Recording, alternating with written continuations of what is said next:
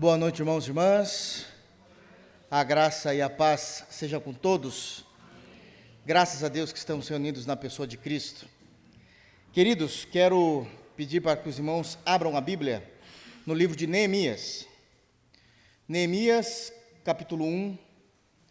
Nós iremos dar sequência nessa série de mensagens que temos pregado nesse livro. Hoje eu quero ler com os irmãos do verso de número 1 a 4. Neemias, capítulo 1, versículos de 1 a 4. Amém? Vamos orar? Feche teus olhos. Soberano Senhor, graças te damos, Pai, por estarmos reunidos na pessoa bendita de Cristo. Estamos aqui, Senhor, como cantamos agora há pouco, para te louvar, celebrar, adorar o teu santo nome.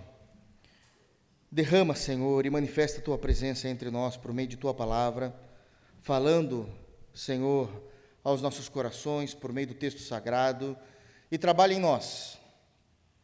Trabalha em nós, Senhor, por meio de Jesus, no poder do Espírito Santo, para que possamos ser mais parecidos contigo, para que possamos te servir da forma como o Senhor deseja e que possamos aprender de ti. Muda, Senhor Deus, a nossa visão, para que tudo que possamos olhar, pensar, seja a partir da tua palavra, das Sagradas Escrituras. É no santo nome de Jesus que nós oramos. Amém. Queridos, Neemias, capítulo 1, diz assim o texto, a partir do verso de número 1. As palavras de Neemias, filho de Racalias, no mês de Quisleu, no ano 20º, estando eu na cidadela de Suzã, veio Hanani, um de meus irmãos, com alguns de Judá. Então lhes perguntei pelos judeus que escaparam e que não foram levados para o exílio e acerca de Jerusalém. Disseram-me: os restantes que não foram levados para o exílio e se acham lá na província, estão em grande miséria e desprezo. Os muros de Jerusalém estão derrubados e as portas queimadas. Tendo eu ouvido estas palavras, assentei-me e chorei, e lamentei por alguns dias, e estive jejuando e orando perante o Deus dos céus. Amém. Irmãos, nós estamos falando e começamos na semana passada a expor o livro de Neemias, e apenas trazendo um rápido resumo daquilo que nós falamos, nós realizamos a exposição do versículo de número 1. É um versículo onde nós precisamos prestar atenção, porque o foco do versículo de número 1 é nos mostrar o contexto do livro, o momento da história em que a narrativa do livro está acontecendo, todos os eventos que vão ser narrados nesse livro, inspirado pelo Espírito Santo, mostrando para nós a realidade do povo de Deus em algum momento da história e o poder de Deus e a graça de Deus agindo por meio da vida de Neemias. Nós entendemos que Neemias e o livro de Esdras, lá na Bíblia hebraica, é um livro apenas. Embora haja essas divisões onde se termina o livro de Esdras e inicia-se o livro de Neemias, ele é contado como um rolo, como é chamado na Bíblia hebraica, um livro apenas. E precisamos entender que a narrativa do livro de Neemias, ela acontece no capítulo 4 de Esdras, quando Esdras já subiu com a segunda leva, com a segunda caravana daqueles que estão saindo da Babilônia, que agora então é o Império Medo-Persa. Eles estão saindo, voltando do exílio, e quando chegam em Jerusalém, chegam em Israel, eles se deparam com alguns adversários. Esses adversários são adversários políticos e religiosos, e eles vão pedir para que o imperador venha proibir a reconstrução do templo. Isso está em Esdras, capítulo 4. É nesse interim em que a obra do templo é paralisada e os judeus não estão podendo fazer absolutamente nada em Israel, que Hanani, que é o texto do versículo número 2, retorna para a cidadela de Suzã e vem falar com Neemias, que até então estava trabalhando tranquilamente a serviço do rei Assuero ou Artaxerxes, de acordo com aquilo que os irmãos preferirem chamá-lo. E é aqui então que começa toda a história do livro de Neemias. Nós estamos aqui, mediante o capítulo 4 de Esdras, na paralisação do trabalho do templo, e vai voltar Hanani para conversar com Neemias. Amém? Então é a partir dessa perspectiva que nós precisamos ler e entender o que é que o livro sagrado está nos orientando e nos ensinando. Eu quero mais uma vez ler com os irmãos apenas o versículo de número 2, que diz: Veio Hanani, um de meus irmãos, com alguns de Judá. Então lhes perguntei pelos judeus que escaparam e que não foram levados para o exílio e acerca de Jerusalém. A título de introdução, eu quero trazer aqui algumas informações que são importantíssimas para a nossa compreensão de todo esse livro. O versículo de número 2, esse texto que acabamos de ler, é a base para todo o desenvolvimento do livro de Neemias. Esse encontro entre Neemias e Hanani, se não acontecesse, se não houvesse essas perguntas, todos os demais capítulos do livro de Neemias não iriam existir. Tudo o que ocorreu está baseado no versículo de número 2, tamanha é a importância desse texto para todo o livro e para toda a história.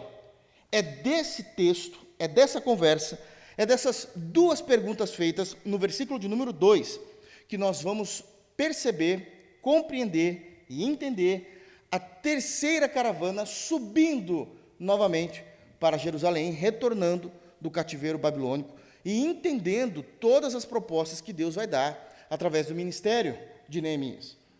Um outro ponto que é importante para entendermos é que a maneira como Neemias vai se expressar ao ver Hanani é algo que começa a nos trazer informações importantes sobre a nossa vida com Deus, a nossa intimidade com Deus e a maneira como nós compreendemos o reino de Deus.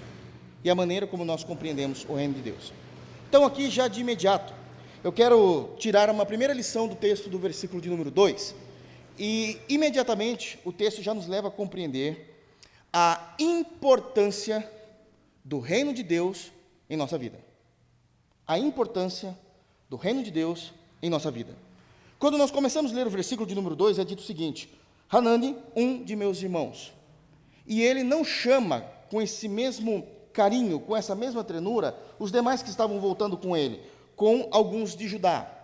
Isso significa que Hanani, de fato, era um irmão biológico de Neemias. Não somente eu entendo assim, como vários teólogos sérios que compreendem, que estudam as Escrituras, conseguem identificar que Hanani, a possibilidade é enorme dele ter sido um irmão biológico de Neemias. E, num determinado dia, estava Neemias trabalhando no conforto do seu trabalho, porque, embora ele fosse judeu e estava servindo agora no Império Medo-Persa, servindo o rei Assuero, nós falamos na semana passada e entendemos muito bem que ele era o copeiro do rei. E, como copeiro, ele era responsável por guardar a segurança alimentar do rei. Ele provava toda a bebida que o rei iria provar antes, para não saber se tinha algum veneno e o rei não viesse morrer, assim também como provava toda a comida.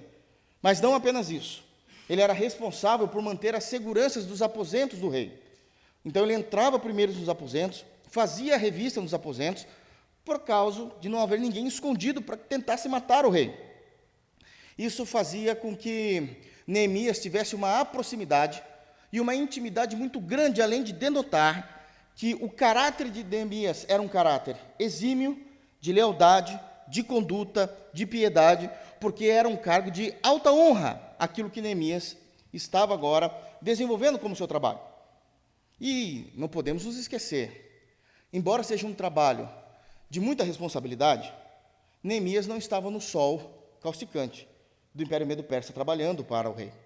Isso significa que ele desfrutava de favores, desfrutava de algum tipo de conforto quando Hanani chegou para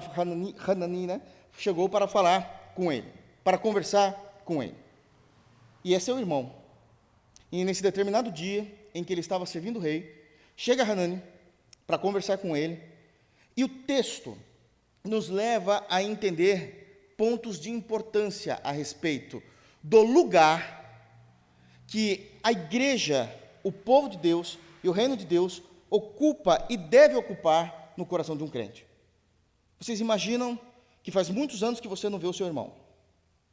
A distância entre Jerusalém e a cidadela de Suzã é de 1.500 quilômetros. Todas as vezes que nós, ocidentais, século 21, pensamos em 1.500 quilômetros, automaticamente nós já pensamos em 1.500 quilômetros, pelo menos, através de um carro. Isso não existia na época. Então, quando nós pensamos na distância de 1.500 quilômetros, sem a tecnologia que nós hoje podemos nos deleitar, multiplica isso por 3, para vocês verem a dificuldade do que era andar 1.500 quilômetros montado no lombo de um animal. Não é algo tão simples. É demorado. Eram viagens causticantes, perigosas. E quando Hanani chega, o texto claramente nos diz que ele faz 2 perguntas. E essas 2 perguntas não são endereçadas ao próprio Hanani. Não são endereçadas à sua família biológica. A primeira pergunta que ele faz é sobre os seus irmãos de fé. Acompanhe o versículo 2. Veio Hanani, um de meus irmãos, com alguns de Judá, e então lhes perguntei pelos judeus que escaparam e que não foram levados para o exílio. O primeiro destaque que o texto nos diz é da importância que o povo de Deus deve ter em nosso coração. É o destaque da importância em que a igreja deve ter em nossa vida. Ele poderia perguntar outros zilhões de coisas. É seu irmão. Faz muito tempo que ele não vê. Percebam que o texto, ele não proíbe um crente em Jesus perguntar de sua família biológica. Não é disso que o texto está dizendo. Mas o texto está notoriando a importância que o povo de Deus deve ter na vida do crente. Isso faz parte do caráter de um crente. O amor que ele deve ter pelos seus irmãos, por aqueles que compactuam da mesma fé. Ele quer saber como é que estão os judeus. Traduzindo isso para a realidade do Novo Testamento, como é que está a igreja? Como estão os crentes? Faz tempo que não os vejo. O que é que eles estão fazendo? Qual é a situação deles? O texto, de uma forma maravilhosa, nos leva a entender que crentes, irmãos de fé, precisam ocupar um lugar de prioridade em nossa vida, em nosso coração. E eu sei que isso destrói tudo aquilo que temos aprendido numa sociedade moderna, onde somos cada vez mais individualistas. Mas isso não fica apenas conversado, acertado no livro de Neemias. Jesus nos ensina isso. Certa feita, Jesus estava pregando, num dia também cansativo de seu ministério, isso está narrado no Evangelho segundo Mateus, capítulo 12, e lá para o final do capítulo, por volta do versículo 46 em diante, é dito que enquanto Jesus estava pregando e curando pessoas, veio um mensageiro da parte da mãe de Jesus, de Maria. E quando Maria chegou para tentar pegar e levar Jesus embora para casa, ele já era adulto, hein? Já era adulto. Ele já estava realizando seu ministério, e Maria queria levá-lo de volta para casa, porque num determinado momento da vida de Maria, Maria deslizou na fé e entendeu que o que Jesus estava pregando era uma loucura. Está lá narrado no texto. E ela manda que um rapaz vai dar um aviso dizendo: olha, tenta entrar no meio das pessoas, que tem uma multidão ouvindo Jesus, e quando você chegar diante dele, diga a ele que a mãe dele e seus irmãos estão esperando ele aqui fora, para que a gente possa levá-lo embora para casa. E no primeiro hiato de tempo da comunicação de Jesus com aquelas pessoas, aquele rapaz falou assim: Senhor, a sua mãe e os seus irmãos estão aqui fora te esperando. Jesus para tudo o que está fazendo, olha para esse rapaz e o responde com uma pergunta, dizendo: quem são minha mãe e meus irmãos? Precisamos definir isso. É óbvio que o rapaz não saberia responder. Então ele olha para a multidão, aponta para a multidão e diz: estes são a minha mãe e os meus irmãos, porque eles participam da mesma fé do que eu. Jesus não estava repudiando Maria e nem seus irmãos biológicos. Jesus só estava mostrando que quando nós somos guiados pela palavra de Deus, todas as coisas mudam de valor. Todas as coisas mudam de valor. A igreja passa a ser, os irmãos passam a ser nossa família. Nós os amamos. Nós gostamos de estar perto. Nós gostamos de comungar. Nós gostamos de ser bênção na vida dos irmãos. Assim como esperamos que eles também sejam bênçãos em nossa vida. Trabalhamos de tal forma para que eu não seja pesado na vida dos irmãos, e de maneira que esses irmãos não venham ser pesados em minha vida. E assim a gente consegue viver e comungar em alegria, sem que haja peso. Mas a maneira como Neemias se expressa, nos leva a pensar muitas coisas. A igreja é a nossa família. Eu sei que para aqueles que têm uma família estruturada, talvez seja difícil de entender isso. Mas você não precisa ir muito longe. Talvez o irmão que está sentado do teu lado pode falar, graças a Deus pela igreja, porque a minha família é destruída. Ai de mim se não fosse a igreja. Ai de mim se não fosse os irmãos. Ai de mim se não fosse esse povo lindo, que ainda que em luta, em dificuldades, ora por mim, cuida de mim. Muitos podem relatar, irmãos, eu sei do que eu estou dizendo. Pastoreando, eu sei o que eu estou dizendo. Que muitos podem relatar que o pai, vivo, há muitos anos não manda uma mensagem de amor para um filho ou para uma filha. Uma mãe só manda quando precisa. Mas sempre recebe uma mensagem de alguém da igreja, de irmãos de fé. O apóstolo Paulo, se aprofundando mais ainda na compreensão de como nós devemos ver os crentes entre nós, trazendo uma prioridade de ajuda, havendo duas pessoas que estão necessitadas de ajuda, uma sendo crente e a outra não sendo, ele não nega ajuda para aquele que não é, mas ele diz, primeiro aos domésticos da fé, é família. Isso está em Gálatas capítulo 6, versículo 10. Ajuda primeiro aos domésticos da fé, porque existe uma estrutura familiar pela qual nós precisamos olhar através de Jesus. E Neemias sabia fazer isso, e muito bem. Hanani chega, 1.500 quilômetros rodados, diante dele, ele está trabalhando, ele olha para Hanani e pergunta, como está o povo de Deus? Porque eu sei que eu estou bem. Eu estou no conforto do palácio. Eu estou comendo as melhores comidas. Você percebe como eu já estou até mais cheinho? Mas como está o povo que está lá? Como é que estão os judeus que já não estão mais no exílio? Porque ele entende quem é a sua família. Eu destaco também a segunda pergunta no mesmo versículo.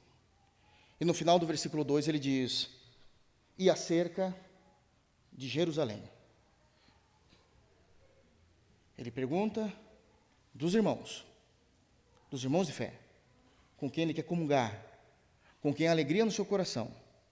Mas a segunda pergunta é a respeito da cidade de Jerusalém. E nós precisamos entender o que ele está fazendo aqui. Jerusalém, no Antigo Testamento, é uma tipificação do reino de Deus. Jerusalém está tipificando o reino de Deus. Jerusalém é chamada no Antigo Testamento de a cidade do grande rei, a cidade do grande Deus. Quando nós falamos de Jerusalém, está tipificando todo o reino de Deus com as suas nuances. No livro do Apocalipse, o reino eterno de Jesus é chamado de a Nova Jerusalém. Jerusalém tipifica a obra de Deus, o reino de Deus, o governo de Deus. E aqui Neemias nos mostra também o lugar de importância que não apenas a igreja, como irmãos, como pessoas, mas o reino de Deus em sua completude deve ocupar na vida do crente, no coração do crente. Como estão os judeus e como está Jerusalém? Como está Jerusalém? Jerusalém, como reino de Deus tipificado, é o lugar onde o Deus é cultuado. Jerusalém é o lugar onde Deus é servido, onde Deus é glorificado. Jerusalém é o lugar onde Deus fala com o seu povo. Se Jerusalém estiver bem, o reino de Deus estará bem. Se Jerusalém estiver bem, o culto estará correto. Se Jerusalém estiver bem, o serviço a Deus está correto, em suas nuances, em todas as suas implicações. E ele nos mostra e nos chama a atenção da importância que o reino de Deus precisa ter no coração do crente. Como isso é importante? Não é somente a nível de pessoas, da irmandade, mas é da obra, de todo o contexto, do governo de Deus. Quando ele pergunta a respeito de Jerusalém, ele está querendo saber como está a obra de Deus, como está o serviço a Deus. Porque nós precisamos entender e se preocupar com o reino de Deus. Como está o crescimento do reino? A influência do reino? Como está, ou quais são as necessidades do reino de Deus? Existem responsabilidades que é da igreja, não são de Deus. E dessas responsabilidades é a igreja que precisa se levantar e realizá-las. Como é que está Jerusalém? Como é que está a obra? Como é que está o reino? Quais são as suas dificuldades? Quais são as suas necessidades? O que é que nós precisamos fazer? Hanani, o que eu preciso saber a respeito dos judeus e o que eu preciso saber a respeito de Jerusalém? Isso é importantíssimo. Porque Deus é o Senhor do seu povo, Deus é o Senhor da igreja, Deus é o governador do reino. E como rei, ele estabeleceu responsabilidades que são da igreja. E Neemias, como homem piedoso, sabia as suas responsabilidades. Hanani, como é que estão os judeus e como é que está a cidade de Jerusalém? Quero trazer um outro destaque ainda no versículo de número 2, de suma importância. Ao fazer a pergunta a respeito dos irmãos de fé, dos judeus e da cidade de Jerusalém, percebam que a pergunta de Neemias não deve ser classificada, primeiro, como uma pergunta retórica. Ele não está perguntando por educação. Ele não está apenas se passando como bom moço. Como alguém que teve uma educação polida no seu lar, e ele está vendo alguém e ele faz aquela pergunta. Não, não é esse tipo de pergunta. Porque alguém que pergunta apenas por educação, embora isso mostre como a pessoa é fina, é polida, é refinada, essa conversa fica ali mesmo. E não é o que aconteceu. Nós temos agora, por causa dessa pergunta, mais 13 capítulos diante de nós. Em segundo lugar, essa pergunta não foi uma pergunta feita apenas a título de curiosidade. Me conta, como é que está o povo lá? O que está acontecendo? É mesmo? Verdade, aconteceu isso com fulano? Ele não faz a pergunta apenas para saber como é que anda o reino de Deus do lado de lá. Quando ele fez essa pergunta, ele sabia que ele iria se responsabilizar pela resposta que viria. Ele não estava apenas perguntando para saber, mas ele queria influenciar. Havia, de fato, a necessidade no coração de Neemias de entender e de saber a respeito dos seus irmãos e do reino de Deus. E isso é importantíssimo. Porque aqui vai deflagrar toda a narrativa do livro. Toda a narrativa do livro. Se nós perguntarmos a respeito de irmãos e perguntarmos a respeito do reino, lembre-se, nós estamos nos responsabilizando pela resposta que virá.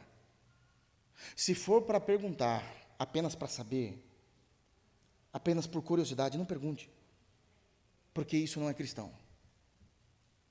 Isso não é cristão, mas é para se envolver. Porque o povo de Deus e o reino de Deus deve ocupar um lugar de primazia no coração dos crentes. É isso que nos ensina o versículo de número 2. Bom, a pergunta foi realizada. Hanani ouviu. E Hanani não, de nenhuma forma, titubeou para responder. Verso de número 3. Disseram-me, os restantes que não foram levados para o exílio e se acham lá na província, estão em grande miséria e desprezo. Os muros de Jerusalém estão derrubados e as suas portas queimadas. Em segundo lugar, um diagnóstico real. Hanani, ele traz um diagnóstico real. Neemias não recebeu uma resposta de alguém que ama o seu povo. Aquela resposta foi dolorida. É uma resposta que mudou todo o cenário da conversa. É uma resposta que mudou todo o futuro de Neemias. E muitas vezes precisamos estar preparados para não receber respostas que gostaríamos. Mas isso não fará nós desistirmos. Nós iremos nos agarrar a essa verdade e viver essa verdade a partir da perspectiva das doutrinas bíblicas. Porque nós somos crentes. A resposta ouvida por Neemias o abalou. Não é a resposta de alguém que ama, quer ouvir a respeito dos seus. Não é a resposta de alguém que ama o reino de Deus, quer ouvir. Quer ouvir. E agora o destaque, eu quero trazer a Hanani. Porque ele traz uma resposta objetiva e cirúrgica. Hanani traz uma resposta objetiva e cirúrgica. Ele não enrola. Ele não se demora em responder. Ele responde exatamente aquilo que Neemias quer ouvir, não na qualidade daquilo que ele quer ouvir, mas da resposta que ele quer obter. E ao responder, nós aprendemos aqui também com Hanani. Aliás, a igreja de Jesus em nosso país precisa de vários Hananis, que são irmãos que não ignoram o que está acontecendo, que não escondem o que está acontecendo, são irmãos que não diminuem o que está acontecendo, todavia, ele não faz isso apenas apontando o dedo. Apontar o dedo para mostrar uma necessidade e está com todos os outros dedos prontos para ajudar a reestruturar o que está acontecendo. É assim que funciona.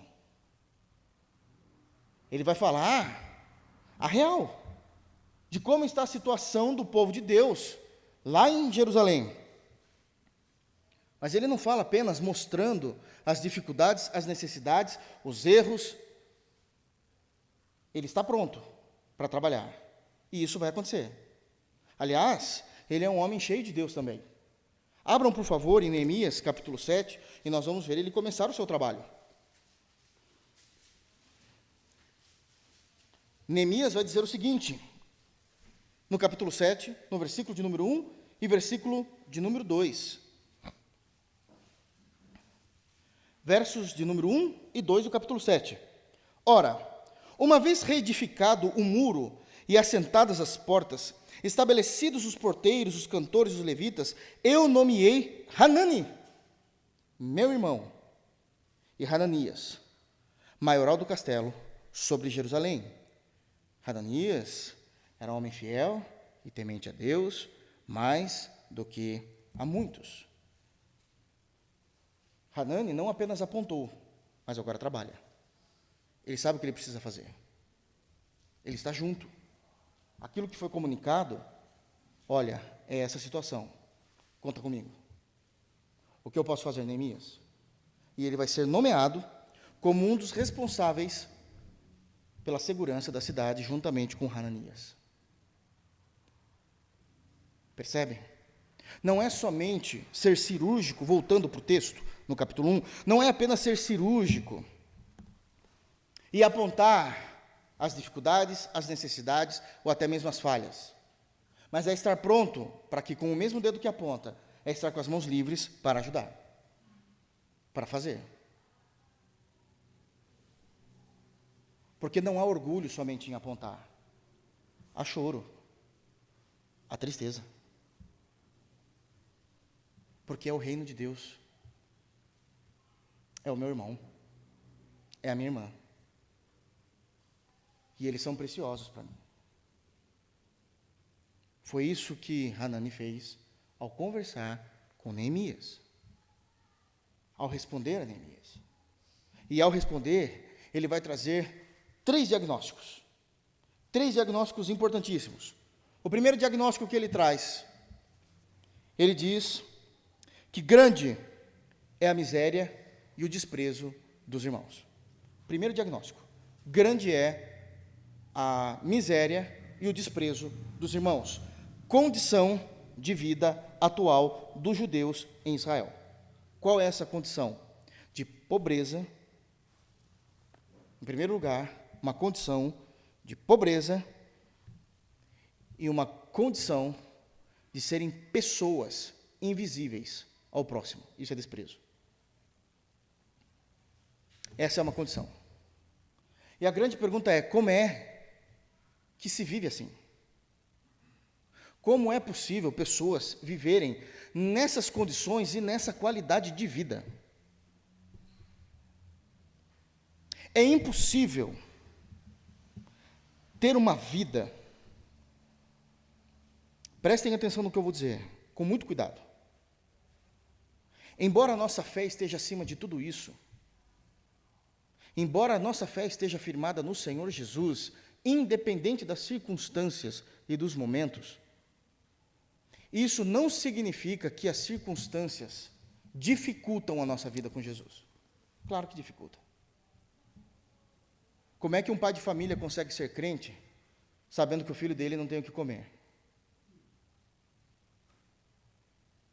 Não vem dar uma de super-herói não, irmão. Eu não estou dizendo que a gente vai abandonar Cristo. Eu só estou dizendo que a gente não vai conseguir ser o crente que poderíamos ser se tivesse as mínimas condições de existência. Como é que uma pessoa vai conseguir viver para a glória de Deus, sabendo que ela é invisível para as pessoas que amam? Invisível para as pessoas que importam numa sociedade? Porque ninguém vive sozinho. A sociedade é um movimento de relações interpessoais e intrapessoais. O ser humano é um ser psíquico, biosocial e espiritual. Eu não estou dizendo que eles estavam abrindo mão da fé, porque o texto não está dizendo isso. Mas o texto está dizendo claramente que eles estão passando por situações que complicam eles de viverem para a glória de Deus. Miséria está falando do ápice da pobreza. Uma coisa é ser pobre, o que já é muito difícil. Outra coisa é ser miserável. É realmente não ter de onde tirar, é não ter o que comer, é não ter o que fazer. E é essa a informação que Hanani está trazendo a Neemias. E eu quero chamar aqui a atenção desse ponto, porque muitas das vezes, a igreja de Jesus em nosso país, ou ela vai muito para um lado desse tema, ou vai para o outro extremo. Uma parte da igreja, algumas denominações, entendendo essas questões sociais, partem para uma compreensão que o evangelho se tornou apenas um evangelho de ação social. Isso é pecado. O evangelho é as boas novas de Jesus, que veio salvar pecadores, por meio de sua perfeita obra. Mas eles vão para o extremo, dizendo que o evangelho são ações sociais, e não é. Por outro lado, temos o outro extremo. Pregamos, repregamos e falamos sobre doutrina, justificação, predestinação, eleição, mas não há obras em nossas mãos. O apóstolo Paulo, cheio do Espírito Santo, vai nos instruir em 1 de Timóteo, dizendo que o Senhor nos dê espírito de moderação. Não é nem tanto para a direita, nem tanto para a esquerda, é como o Evangelho nos ensina.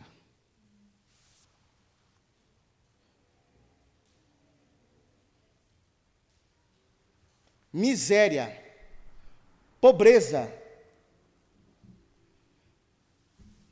inexistência social, que é o desprezo, são assuntos que fazem pauta da vida cristã.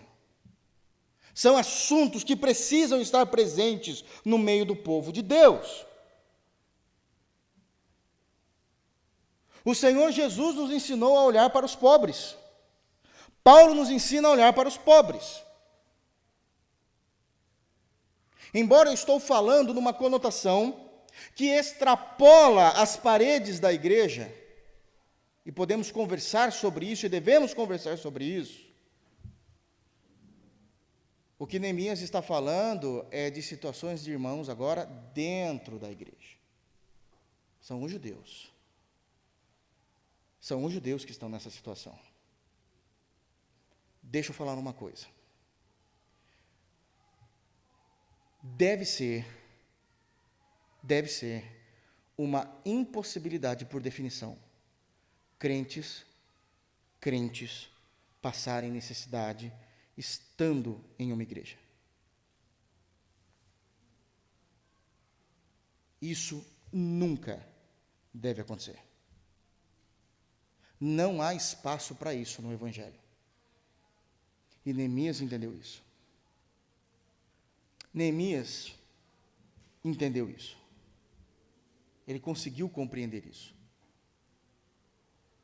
Agora, vou entrar num tema delicado. Como é então que nós resolvemos isso? Sendo crentes. E um dos pontos de partida da Escritura para esses assuntos é que nós, como crentes, nós iremos estender as mãos a todos aqueles, falando do texto que está falando aqui do povo de dentro da igreja, nós iremos estender as mãos a todos aqueles que necessitam. E indo para o Evangelho, que não é o caso de Neemias, também iremos estender as mãos para os de fora. E nós ajudaremos de acordo com as Escrituras. Nós olhamos para alguém, vemos alguém, um pai de família, uma mãe, pessoas, mesmo que sejam solteiros, passando necessidade. Mas a gente sabe a história da pessoa. Ela está tentando, ela está buscando mudar de vida. Está passando necessidade porque ela não está trabalhando, mas está que nem um doido tentando uma recolocação. A esses nós ajudamos. Mas a mesma Bíblia que diz que nós devemos ajudar esses, é a mesma Bíblia que diz, aquele que não trabalha, não coma. A igreja não é responsável por pessoas que não estão nem aí para mudar de vida. Uma coisa é sermos crentes e ajudarmos em Cristo Jesus. Outra coisa é assistencialismo. Não, a igreja não é obrigada, como algum plano de governo, ficar dando bolsa de qualquer coisa por aí, não. Se a pessoa não quer mudar de vida, se a pessoa não está dando um passo para mudar, para buscar uma recolocação, é uma pessoa que não gosta de trabalhar, a gente não precisa ajudar. Nem temos obrigação para isso. As Escrituras dizem, aquele que não trabalha, e a ideia de não trabalha por opção própria, então que não coma. Não deve ser um peso para a igreja. Não deve ser um peso para a igreja. Mas aqueles que de fato estão passando necessidade, tentando de todas as formas manter a sua família, manter a sua dignidade, e ainda assim não está conseguindo, conte com a igreja. E assim deve ser. Segundo diagnóstico, os muros de Jerusalém estão derrubados. Os muros de Jerusalém estão derrubados, Neemias. Do que é que Hanani está falando? Que não há segurança pública para o povo de Deus. Os muros é que mantinham o povo, a cidade, a nação em segurança. Embora a segurança descrita aqui no texto, no versículo de número 3, está se referindo à segurança da integridade física. Por quê, pastor? Porque naquela época a gente sabe que era difícil de se manter a paz entre nações. Então, a qualquer momento, a nação vizinha poderia invadir, cidades vizinhas poderiam invadir, ladrões e salteadores roubarem durante a noite. Nós não estamos falando de um bairro, irmãos. Nós estamos falando de Jerusalém. É enorme. Capital. E isso fazia com que todos os moradores ficassem enxotados em suas pseudo-casas. Pseudo-casas. Porque vocês se lembram que estava tudo destruído? Então se acomodavam como podiam, em muitas dessas situações, e iriam dormir na insegurança de serem mortos, de serem levados. E isso não pode acontecer. A segurança é algo que traz paz ao coração de qualquer ser humano. E Neemias se condói com isso. Como posso eu estar dormindo na segurança do palácio do rei, mas eu sei que meus irmãos estão dormindo com medo de salteadores, de invasões, de guerras, risco de vida. Uma cidade que se tem valor, ela tem seus muros. Óbvio, irmãos, estamos falando aqui de muitos e muitos anos antes de Cristo, séculos e séculos antes de Cristo. Era uma compreensão de sociedade totalmente diferente da compreensão da sociedade ocidental. Mas eu tenho certeza que nós, como bons brasileiros, já assistimos alguns filmes vindo lá de Hollywood, e a gente fica pensando como é que uma casa tão maravilhosa como essa que estão filmando não tem muro. Como é que esse povo, ele chega na casa, ele só coloca a mão e já entra e não fechou nem com a chave? É essa a sensação dos judeus nessa época. Não pode acontecer isso. Nós não temos essa segurança toda. As nações vizinhas nos odeiam, porque nós confessamos o nosso Deus. Eles são contra nós o tempo todo. Mas a segurança, irmãos, ela não é uma segurança apenas de integridade física. Todo cristão precisa viver em segurança. Isso é mandamento de Deus. Isso é mandamento de Deus. Vou dar um exemplo. O 8º mandamento é não roubarás. E eu sei que de uma forma mais superficial, e o primeiro pensamento que nós temos como esse mandamento é que nós não podemos, de fato, roubar. Furtar. Tomar algo para mim que não me pertence porque pertence ao próximo. É disso que, num primeiro momento, de fato, o mandamento está nos ensinando. Mas ele vai além. Quando ele fala não roubarás, ele está defendendo a propriedade privada. Significa que todos têm direito de ter. E por isso nós não roubamos. Mas nem sempre a propriedade é privada. Às vezes a propriedade, e agora já vem isso muito mais recente nesses estudos, é uma propriedade intelectual. Isso também não se pode roubar. É crime, é pecado. Mas nem sempre a gente também está falando de propriedade intelectual. Nós estamos falando de propriedade emocional. Viver na insegurança, porque não há segurança, é uma coisa terrível. E crentes não podem viver na insegurança. Nós damos as mãos aos outros irmãos e entendemos a insegurança de cada um dos irmãos, dentro dos seus arquétipos, dentro de suas necessidades, e a gente faz de tudo o que é possível, como igreja, como seres humanos, mas crentes em Jesus, para dizer, você não precisa viver nessa insegurança.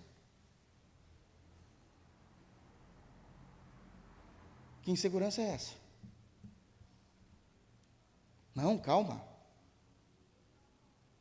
Mas não é somente uma palavra de motivação. A igreja se une, porque nós somos um corpo, e fazemos acontecer. E fazemos acontecer. Talvez os irmãos não se deram conta, mas Os maiores eventos que aconteceram da manifestação clara de igrejas protestantes na história, por mais que tivessem um líder encabeçando, evidentemente, elas não aconteceram por causa de um homem, aconteceram porque os irmãos se uniram e mudaram a história. E mudaram a história. Não apenas doutrinariamente, não apenas teologicamente, mas também fizeram outras coisas. Como é que vocês imaginam que os hospitais construídos por protestantes aconteceu? Só com um só liderando? Se uniram. Aqueles que sabem construir estavam ali dando o seu talento. Aqueles que não sabiam estavam investindo, e assim aconteciam. Como é que vocês imaginam que as maiores universidades do mundo, que são protestantes, foram construídas com um homem só? Como vocês imaginam que a Cruz Vermelha, que é protestante, aconteceu e é existente até hoje? Porque crentes amaram o povo de Deus e amaram o reino de Deus e se uniram em um propósito e fizeram acontecer.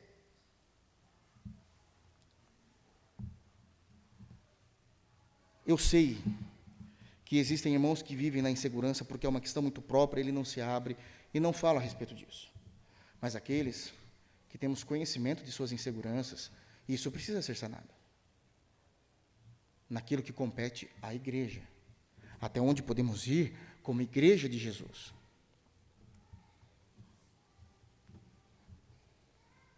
Terceiro diagnóstico: e suas portas queimadas.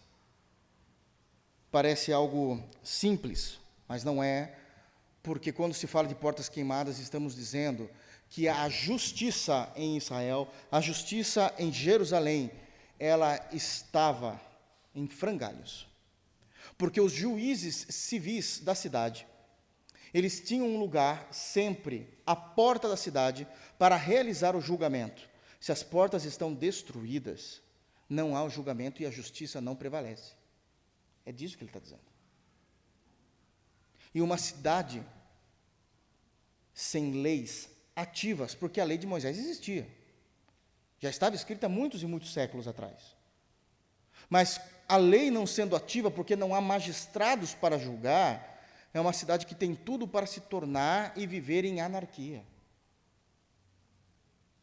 E às vezes nós, muito simples, achamos que podemos resolver o problema de Israel daquela época, dizendo, se as portas estão quebradas, vai fazer juízo em outro lugar. Tá bom, oferece a tua casa. Vamos lá. Abra a tua casa para ser invadida todo dia, por centenas e centenas de pessoas e você perdendo sua privacidade. Não é tão simples assim. Não é tão simples assim, queridos. E ali existe, então, uma diferença social terrível, que precisa ser revista. A lei precisa ser e se tornar ativa novamente. As punições precisam acontecer, os vereditos precisam existir, porque é uma cidade. Porque é uma cidade. Talvez a gente não se dê conta, porque graças a Deus a gente não precisa ficar indo no fórum. Feche todos os fóruns da cidade de Sorocaba e você vai ver o que isso vira. No primeiro dia, após a informação que não há mais juízes na cidade, no primeiro, você vai ver o que acontece. O nível de crescimento de criminalidade, de pessoas antipáticas em ajudar o próximo, vocês não têm ideia de como isso era perigoso. Pobreza, insegurança e a justiça está frouxa. São assuntos que precisam estar em nossas pautas, dentro dos portões da igreja e também fora dos portões da igreja. São pautas de um cristianismo verdadeiro. Isso é seríssimo. Demonstra a importância que o povo de Deus e o reino de Deus deve ter no coração do crente. Em quarto lugar, a reação de um homem de Deus. Terceiro, a reação de um homem de Deus. Verso 4. Tendo ouvido essas palavras, assentei-me e chorei e lamentei por alguns dias e estive jejuando e orando perante o Deus dos céus. A reação de Neemias é algo que tremeu suas pernas, abalou suas bases, fez com que ele ficasse pensativo, abalado emocionalmente. E ele vai tomar algumas atitudes reativas a essa informação de Hanani. A primeira delas, ele se assentou. Isso demonstra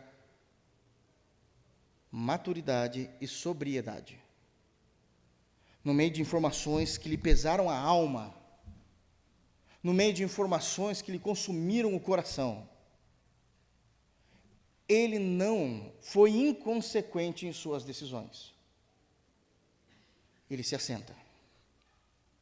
Eu preciso digerir as informações, eu preciso planejar o que eu irei fazer, e eu preciso colocar em prática aquilo que foi planejado. Isso é, me assentei. Não foi inconsequente. Não houve uma informação num minuto e no outro já está tomando decisões sem saber e sem se programar. Não ficou gritando que nem um louco. Isso é maturidade. Isso é sobriedade. Ele sabe a sua posição. Eu me assentei. Eu preciso estar muito claro com as informações me dadas de como eu vou lidar com isso. Em segundo lugar, eu me assentei e chorei. Porque quem ama, chora. Quem ama ao saber dos seus irmãos, chora. Quem ama ao saber das dificuldades, dos fracassos, das quedas, chora. Porque ama. Jesus, quando chegou diante do túmulo, do sepulcro de Lázaro, sabendo que iria ressuscitar, Jesus chorou. Por que é que Jesus chorou? São lágrimas que advêm de um coração que entendeu o que é amor e que entendeu quais são as marcas do pecado.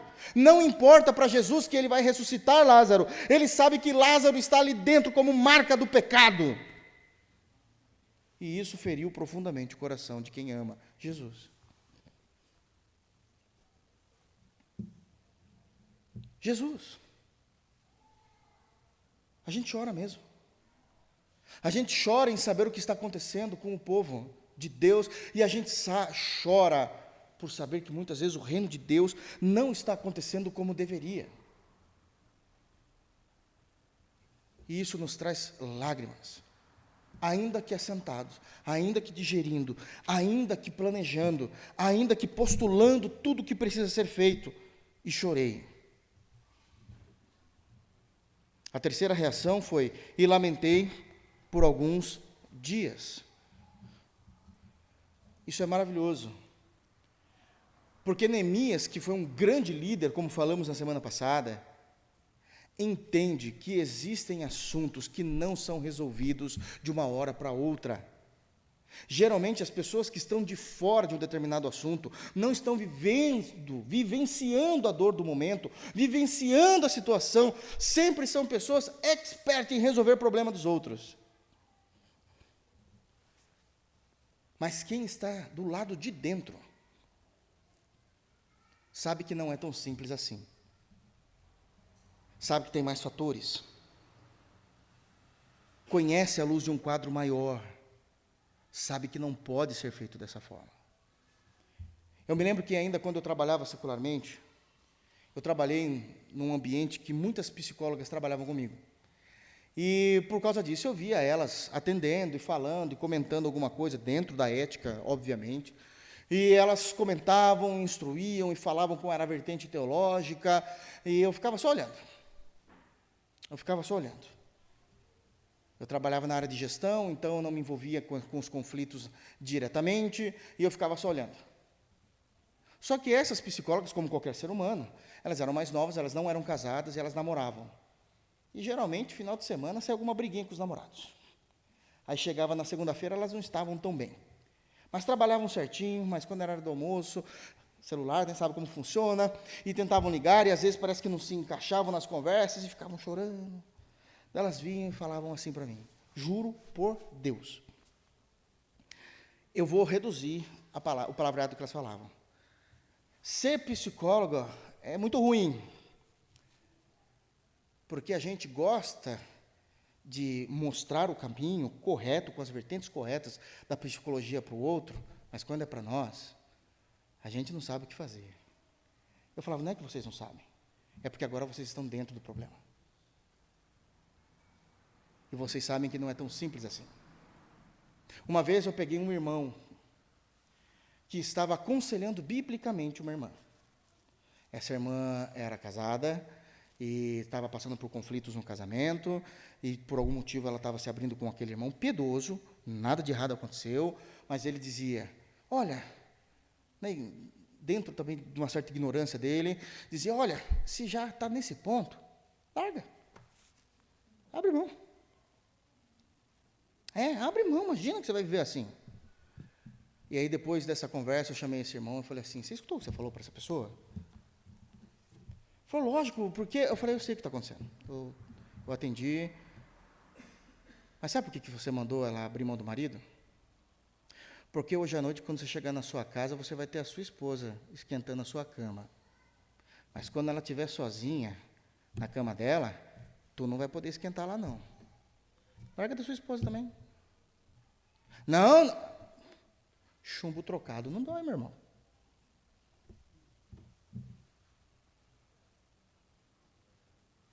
É justamente disso. Ele precisava lamentar por alguns dias. Porque existem assuntos que não se resolvem na hora. São difíceis de se resolver.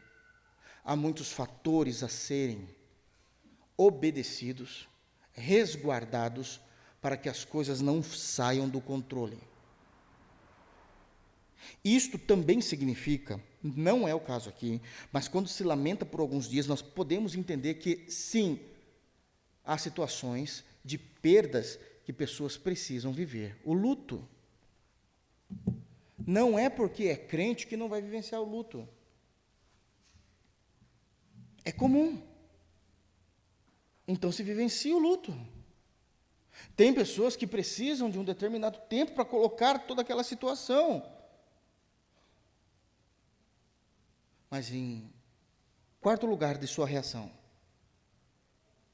desde o seu assentar, ao seu chorar, ao seu lamentar por alguns dias, ele esteve jejuando e orando ao Deus dos céus. Não adianta se assentar e pensar com cabeça humana.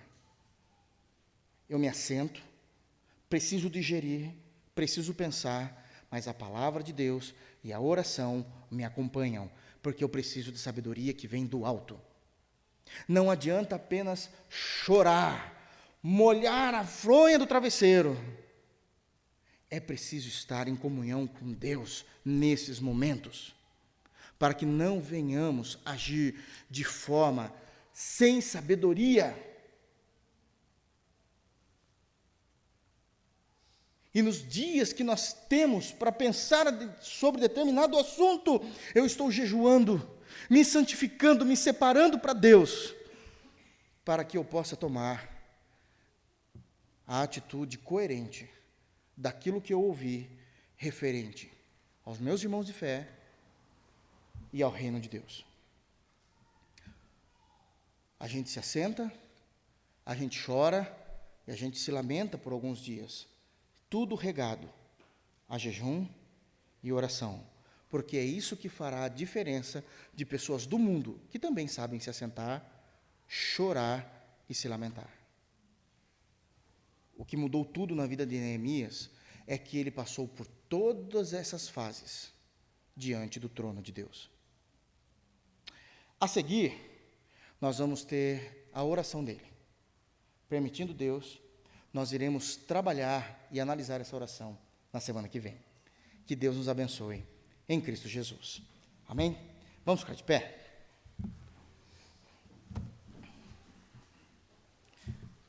Vamos orar? Graças te damos, nosso Senhor Deus, pela preciosidade que temos desse livro maravilhoso. Nos conduz em verdade, Senhor.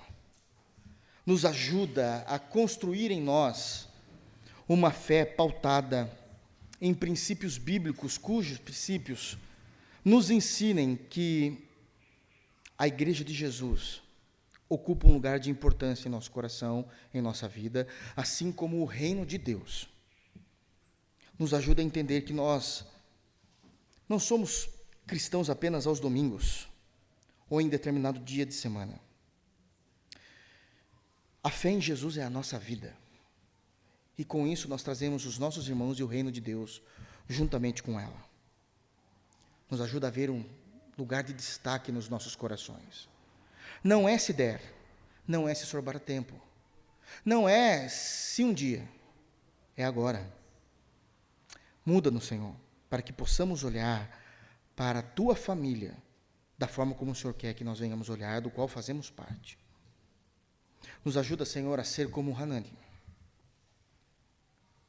um homem poderoso em palavras, rápido e objetivo no falar, trazendo a resposta que Neemias queria ouvir, mas não apenas para apontar o dedo. É mostrar os indicadores que precisam de melhoria, mas estar disposto ao trabalho do reino. Estar disposto ao trabalho de reestruturar os muros de Jerusalém. E nos ajuda, Senhor, a sermos pessoas sábias em reações assim como foi Neemias. Que há momentos de nós nos assentarmos, há momento de chorarmos, há momento de lamentarmos, mas sempre regado a jejum e oração. Porque o tempo todo nós estaremos diante do trono da Tua graça, diante da Tua perfeita e maravilhosa pessoa. É no santo nome de Jesus. Senhor, nos ajude a olhar para dentro de nós nesse momento, e perscrutar o nosso próprio coração e saber se o povo de Deus e a obra de Deus tem um lugar de privilégio em nossa vida. Se assim não for, muda-nos no poder do Teu Espírito Santo. Em nome de Jesus é que nós oramos. Leva-nos em paz, em segurança, e que possamos nos deleitar na Tua palavra. E que a graça de nosso Senhor e Salvador Jesus Cristo, que o amor de Deus e que a comunhão do Espírito Santo seja com cada um de vós, hoje e para sempre. Amém. Deus os abençoe em Cristo Jesus. Dê um abraço no teu irmão.